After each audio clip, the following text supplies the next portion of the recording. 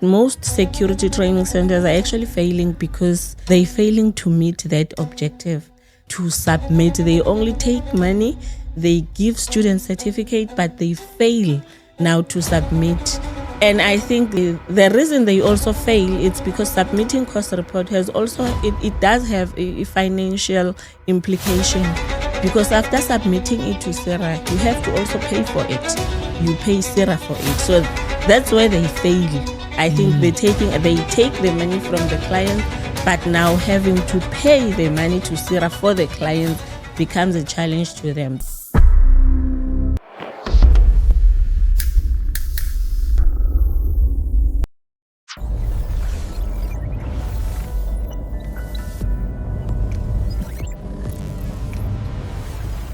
A course report is a report like a school report, telling that you passed the course that you do. It has your details, your results for that specific grade that you are doing. It is taken and submitted to PSIRA. Before, we were submitting it manually.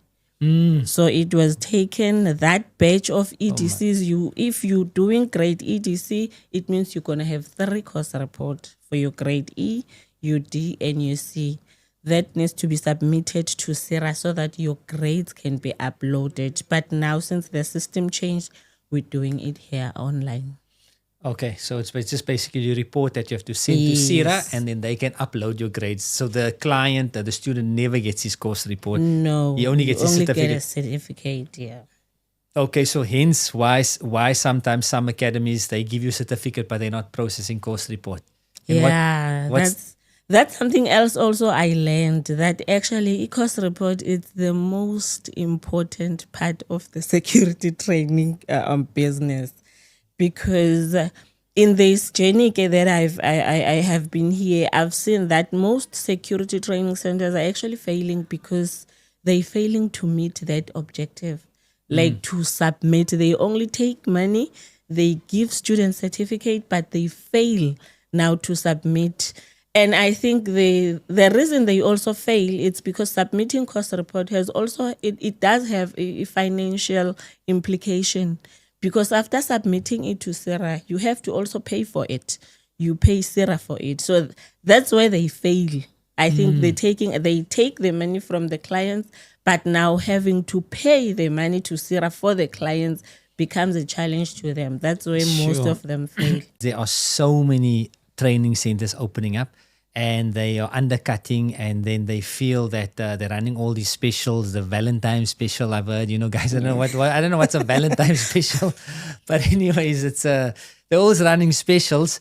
So they basically taking in money from the client, and the client thing is getting a discount. But obviously, once they get the certificate and the training center doesn't submit the course report, then what can the student do in that event? Okay, firstly, I think I would just first say that the student must also look for red flags before it even gets there, that you even take out your money. Because the first red flag, it's the cheaper. The cheaper the course, there is a red flag there. Because you'll find out most of these people, they pay like 1,200 for an EDC. They pay those are the first red flags. You can't pay that cheaper if a person is going to submit 3 course report for you, because 1 course report is 190, which means around 600 that person has to pay for you to PSIRA. And then they can't pay half and keep half. Do you see? So that is the first red flag. They must avoid cheaper things. And then if a training center, you did your course in a training center, and then the training center gave you a certificate, and 3 weeks passes, and then you don't see your course report reflecting in your PSIRA profile, then you should follow up, number one, with the training center that you paid money. Follow up with them, ask them to submit your course report. Otherwise, you can also report them to PSIRA. That I had a PSIRA inspector here. Yes. She told me that regularly that she has to go to training centers and follow up on courses that hasn't been done. And the other thing that I do find out is what the training centers do is that they are only submitting an E grade where they did D and C. Yeah. And that's also not right. That's also not right. I think they do that because they know that eventually the student is gonna register, and an E grade is the minimum requirement for registration. So they are just buying time for the student. They telling you, no, we submitted your E, we're still gonna do your D, and we're still gonna. But one course report actually should take a week, and then another one should take a week. It cannot be a month apart. It cannot be 2 months apart. That's 14 already days, a red like fact. 14 days from after you Within train 14 days, it must be on there. on the system. Anything Yes. over 14 days. Anything over than that, it's no longer SIRA regulated. So what's the best way to verify your SIRA grades? But what do you do? You can go to the SIRA website. You can go to the SIRA website, search. You can even go, you don't have to have the app. You can just go on Google. You search SIRA individual verification. You will get 3 tabs there. You will get a SIRA number or a reference number or an ID number. So you can use one of that. It's easier if you just use an ID number, because that's one thing you will always know. So just use your ID number and then you click search. It will tell you if you do have, or you can just log into your actual SIRA profile and check. But now what happens if I did my grades like before the whole system changed over and I don't see it? How will I know? I think that's the challenge I've had ever since the SIRA transitioned to the online thing. People who did their grades from April 2022 backwards, because that's where the transitioning was happening. People who did their grades there, you'll find out there is actually a multiple options. You'll find out that your grades were submitted by the training center, but now they were captured in the old system. So what we have find out from SIRA is the fact that all the grades that were done in the old system were not automatically migrated to the new system. Because with the old system, you didn't have to create a profile. But now with the new system, you need to create a profile. So everyone will create a profile, but you'll find out that your grade in the old system are not automatically migrated. So it's either you go, if you have started with your registration process already, you will have to go into your SIRA profile, you go to claim course report. You will see your grades appearing there, and then it will be fine. It will show in the new system. But now there's also a challenge if you didn't start with the registration process in the old system. Even if you go to claim course report, it doesn't show. So you will have to go to your profile and go to training record. That's where you will be able to see that your grades are there. And then you have to first finish your registration process. And then it will automatically go into the new system when you finally registered. Yeah, I know that is a lot of confusion. That's why you get so much people that even sometimes SIRA gives wrong information. Yeah, a lot. Actually, most of the information that we have, it's because of the challenges that we normally got from students. And then when you're trying to do research, that's how you actually retrieve new information. So that's how, because even if they go to the SIRA offices, you'll find out that they will just say, go to the training center where you did your grades. And then you will just need to log into the student profile and claim course reports. That's the only thing you will have to do. And I don't know why they're failing to do that with the students, because it happens a lot.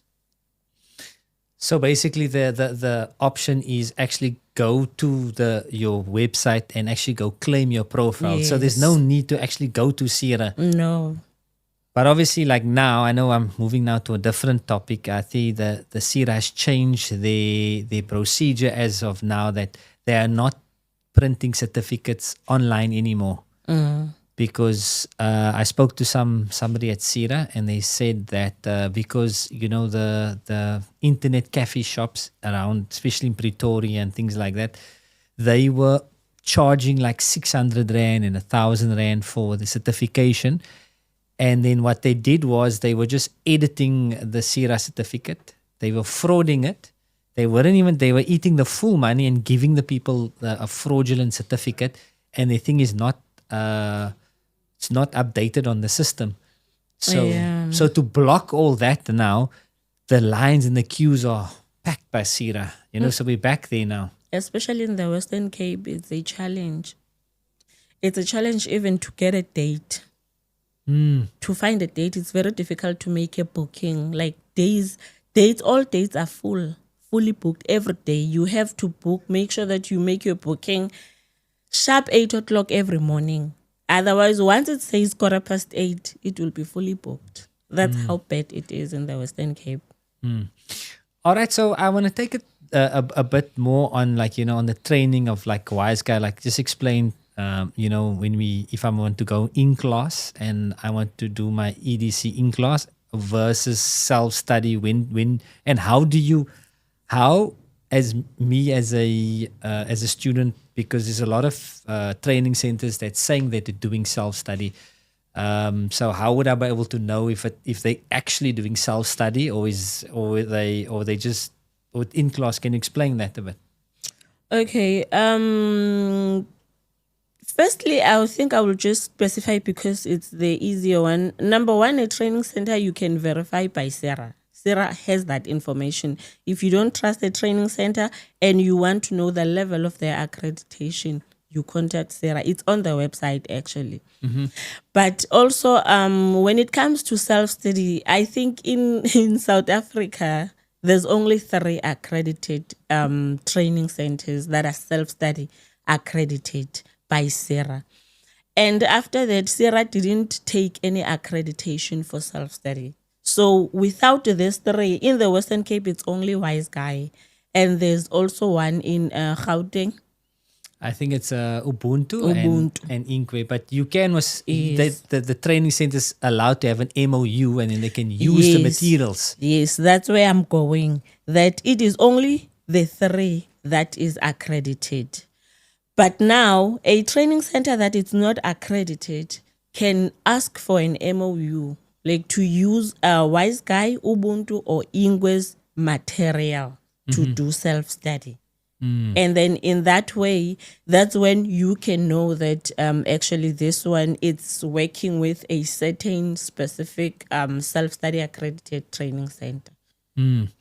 Okay, so then how does self-study work? Like if I'm signing up for the grade E, D, and C, what's the procedure like? Okay, self-study works. It's like you are doing the course in your own terms, if I'm putting it in simple terms, because you can enroll for a course anytime. You go to the training center, you enroll for a course, you make payment, they give you study material. You take study material, which will be a book, yes, which will be a book, and then you go to study. If you are doing a grade D, for instance, you go to study. You go study whenever you are ready. You come back, you do your exams. That's how self-study works. Okay. You come back and you do your exams. So it's not on a 5-day cycle. It's not on a 5-day. You can enroll today and come do your exams tomorrow, as long as you are ready. Or if I take 2 weeks, yes, it's fine. It's within your own control. Okay, interesting. All right, and now how will the in-class work if I'm going to do ED and C? What does that look like? Now, the in-class, it's a 5-day course that you have to attend for the full 5 days. It's a week course that will start from a Monday up until to a Thursday, and on a Friday, you're going to do your assessment. That is compulsory. You need to be in class for the full 5 days.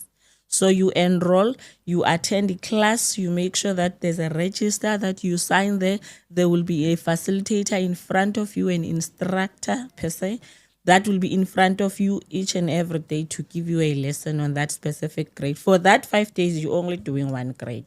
Okay, and at the end that you basically get the certification. So Yes. all right, interesting. And then you do it over three, and that's your. And then if I want to do an instructor course, how does that work? Like if now I'm now finished, what's the procedure there? Okay. An instructor course now. First of all, if you want to do an instructor course, you must make sure that you have all the other grades and you're still registered.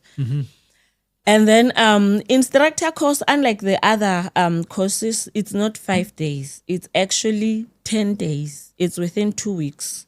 You do it the first week and you also do the second week. So you have to attend the full 10 days and you do your assessment. It's strictly in class. Okay. There is no self-study for instructor. And then when I'm done, how does it work for me to get qualified as an instructor? To get qualified as an instructor, sign off. I think that's where the confusion normally comes with the student. Most of the students I've dealt with who are doing an instructor course. When you are doing an instructor course, you first attend your class, you do your exams, you pass, you get your certificate, and your course report gets submitted to PSIRA. That's where actually the training center ends. The training center's business ends at submitting the course report. And then you, as an individual now, it is your responsibility to go out there and find a training center to be linked as a trainee instructor. It can be any training center that is doing in class. That means that you are going to do your practical training. It doesn't have to be specifically the training center that you did your instructors to. It can be any training center close to you. You just go there, you ask to complete your instructor practicals. But you have to make sure that you are linked in their portal as a trainee instructor. So how long will it take for me to sign off for a grade E and then move my way up? Okay, so for a grade E, it's 6 months. When you are linked into the portal, from that day, if it's today, the 10th of the 12th, you are going to put the 10th as your start date. And then it will automatically give you when does your 6 months end. So at the end of that 6 months, that's when you apply for instructor accreditation for grade E. Then you also going to go back to the training center to be linked as a trainee instructor for grade D. And then you're going to wait another 6 months. So it's basically, for me to get to A, it's going to be 5 times 6 months, Yes. basically. Almost 2.5 years. Exactly. Yeah, so it's a year for 2 grades, 2 years for 4 grades, and then another half year, so 2.5 years. Yes.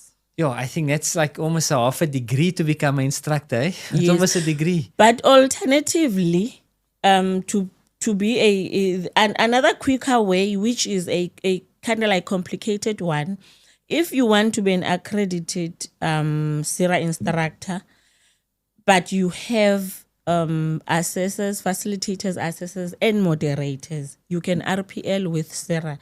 And then you are immediately going to get your E2A accreditation, including the special courses. I mean, I think that's a much shorter way. But It's a much shorter way, but now you will need to have that CV to say that you were training people.